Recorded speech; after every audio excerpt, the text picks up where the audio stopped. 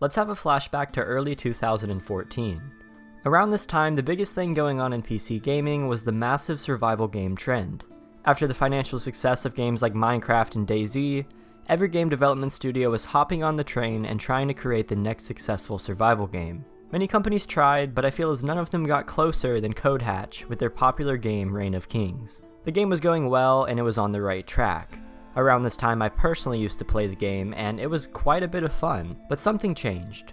This amazing game is not what it used to be and it never will be. The game is dead and there's absolutely no hope for a resurrection. So the question arises, how exactly can a game like this go from a massive uprising success covered by YouTubers such as FrankieOnPC and Mr. Moon to a case full of monetary greed and disappointment? What exactly killed Reign of Kings? Now to start this story out, let's go back to when the game first started. In early 2015, the game launched in an open alpha on Steam, which brought in around 14,000 players. Now, this is a pretty impressive number, considering that the game went somewhat under the radar. But at this point, everything was fairly new in the game, and the community was extremely willing to help and excited for what would come in the future of this game. If the community were to keep this attitude, I feel as if the game would still be successful today. But it's kinda hard to keep your hopes up for something that you know is going to fail. Now back to 2015, as this game was coming up and people were starting to learn about it, a lot of people had quite a bit of hope in the game, but others did not. From the very beginning, there were a select group of people who 100% doubted the future of this game. In order to understand why people doubted this game from the very beginning, we're gonna have to take a look at a previous release by CodeHatch known as StarForge. StarForge was a game that popped up on May 29, 2012 as a random YouTube video. The video took off and people were super excited to see what this new prototype game would become. The game received a lot of interested members and lots of people began to follow the development of this game. Annoyed with the slow progress caused by lack of money, the community stated that they wouldn't mind backing this project on Kickstarter. So CodeHatch created an Indiegogo campaign to receive funding for the game in order to get it developed faster and off the ground. The campaign raised over $135,000 and people were hyped. Now, skip ahead a little bit, the company ran out of money and the game didn't deliver what it promised. They started to get criticism and they removed the game from Steam and literally deleted everything related to the game, pretending like it never existed. Now there's actually quite a bit more to this story, so if you guys want me to cover it in a future video, let me know in the comments below. But anyways, this is what people were afraid of with Reign of Kings. They thought that since it was developed by the same company, it would face the same disappointment and the same demise. A lot of people actually lost faith in early access games with what happened to StarForge, and they just refused to purchase them ever again. But not everyone. With over 562,000 owners, obviously people saw potential in this game. But we're starting to get off topic, so let's get back to the point here. Upon the launch of the game, everything was looking good. The player base was large, there were lots of updates, and the developers were doing a pretty good job at communicating with the people. Within the first 2 months of the release of the early access, there were 6 updates. That's honestly a pretty good number for a game like this. Taking a look at one of the first dev blogs, you can see and hear the excitement in the post made by the dev. It seems like the developers are hyped for what's going on and that they're excited for every new item and fix being added to the game. Looking at the Alpha 6 dev blog, they state that it has been a week full of late nights, powered by energy drinks, pizza, and the excitement of seeing people play and share about their experiences in the game. We are absolutely amazed by the amount of support we've received, and we thank everyone in their help for posting bug reports and emailing us about exploits.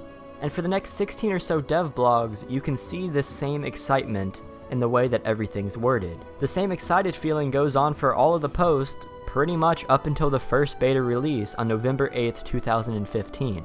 Any updates posted after this point are extremely bland and they don't have the same vibe.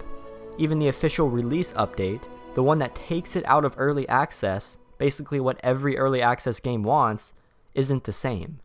If you take a look at that post, once again probably should be the biggest post of all of them, it simply says, "The 1.0 is more than just a release, it's also one of our biggest updates. We've spent a large amount of time working on server optimization and performance. This should help with the server causing lag in different areas when under heavy load, blah blah blah blah blah blah." I don't know if this is just me, but reading this, you can feel the lack of excitement, and it continues from this point on. It seems like the developers were losing their excitement for their own game. Another thing that goes along with this same issue is the fact that the devs post fewer updates as time goes on. For example, between March 21st, 2015 and October 22nd, 2015, there were 16 major updates and 21 news-related progress reports posted for the game.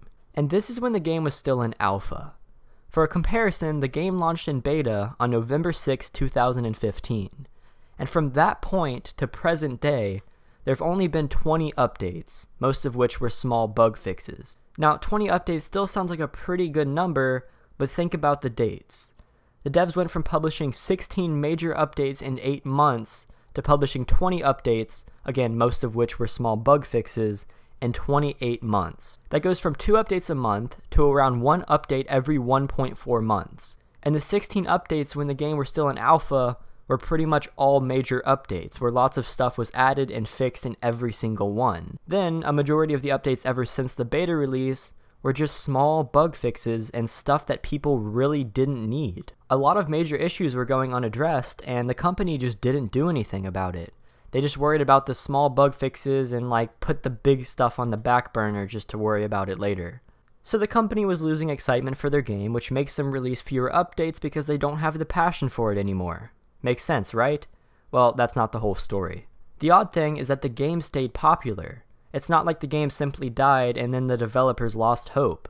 Throughout this whole process, as the game stopped being updated, there was still a consistent increase in player count, and people were still playing the game. If you take a look at the Steam reviews during this period, they're all good reviews, and most of the reviewers have a pretty decent amount of playtime. The forums were super active, and people were supporting the developers' decisions and hoping for the future of the game. People did not lose hope, even though the updates were slowing down. They still wanted to give Code Hatch a chance. And around this time, it seemed like the players really loved the game, and they were enjoying every aspect of it. There were hardly any complainers, and it seemed like you formed a personal relationship with everyone you met on the server you played on. You made friends, made enemies, and just had a great time with every aspect. Most of the people that you talk to that played this game around this time will probably say something similar. But like I said, while there weren't many updates and lots of problems were going unaddressed, people still had hope. They had the hope that Code Hatch would pull through and fix the game. They had the hope that the company would release a massive, unexpected update that would save the game while they still could. But that update never came.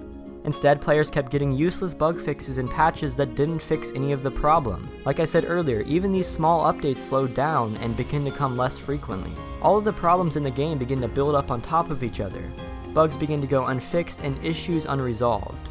The developers then begin to lose contact with the players and refuse to provide them with any information about the future of the game. Because of these issues that kept happening and the lack of communication, players stopped playing. Why would they play a game in which they had no hope for anyways? It makes sense. But the game didn't actually die at this point. Some of the players left, but there was still a small loyal fan base who continued to hope for a positive future of the game. Nothing like before, but some people still had hope. But eventually, even all of that hope was lost. Code Hatch began deleting forum posts that said negative things about their game, and employees of the company began to leave. Updates slowed down even more, and hackers began to take over the game. The Steam reviews went from mostly positive to mostly negative, and they seem to be getting worse over time. The optimization in the game is terrible, and users are frequently faced with crashes and errors, and these problems are still getting worse as we speak, with no update from Code Hatch. If you were to hop on a Reign of Kings server today, you would be plagued by hackers and dupers, and you would be faced with dead servers that have no players. If you were to take a look at the Steam reviews today, you can see the hatred and disgust that people have towards Code Hatch. I personally just find it irritating, and I can care less about the company, but many of these people would definitely say otherwise. I do admit that when this game was in its prime, I had a lot of fun, and I'd definitely say that I got my money's worth, since I bought it on sale for $10. I'm just extremely disappointed that so much potential has been thrown away. This game could have easily been what Rust is today, or what Ark was a year or so ago.